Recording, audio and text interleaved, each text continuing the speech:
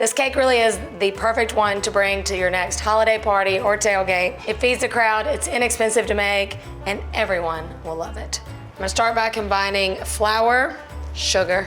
It's got a good bit of sugar, I ain't gonna lie. A little baking soda and salt. Give that a little mix. I'm gonna get that going and then beat in sour cream and 2 eggs.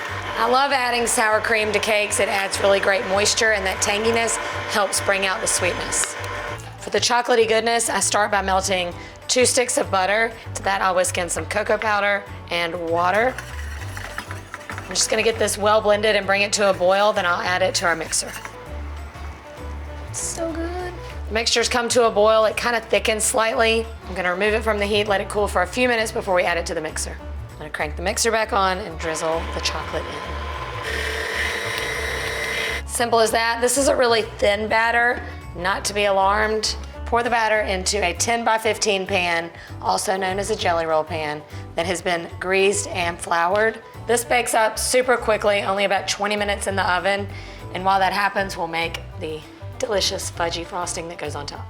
Time for the frosting. This is the part that is a little reminiscent of fudge. It's my favorite part about the cake. To get that going, I'm melting 1 stick of butter with a little bit of milk and cocoa powder. Just gonna stir that together until it's all one uniform mixture. Once this is all melted together, it's gonna come to a boil. At that point, I'll cut off the heat and stir in the powdered sugar. We're going 4 cups of powdered sugar into the frosting. I like to go about 1 cup at a time, so it's not gonna be super thick like an icing that you put over a tall cake, because this one's gonna be slightly pourable, and then as it cools, it kind of hardens a little bit.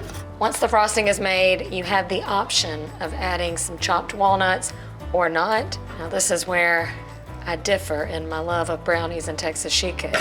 I do not like nuts in my brownies, but I do kind of love it in this frosting. Are you with me?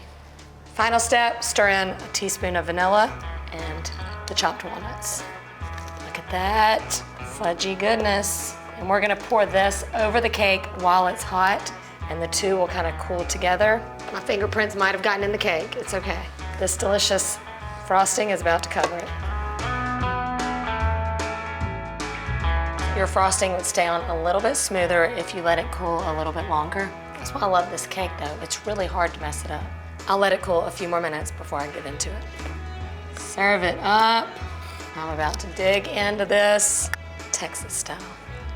You see what I'm talking about? How as the cake sits, that frosting turns into almost like a fudgy top. So good. And this cake totally tastes good the next day and the day after that. It makes a perfect breakfast also. But I can wait no longer. The cake is so tender. It really melts in your mouth, and so does that fudgy frosting. Then you get just that little bite of walnut, just enough to kind of wake you back up. It's perfect. I hope you'll give this Texas sheet cake recipe a try.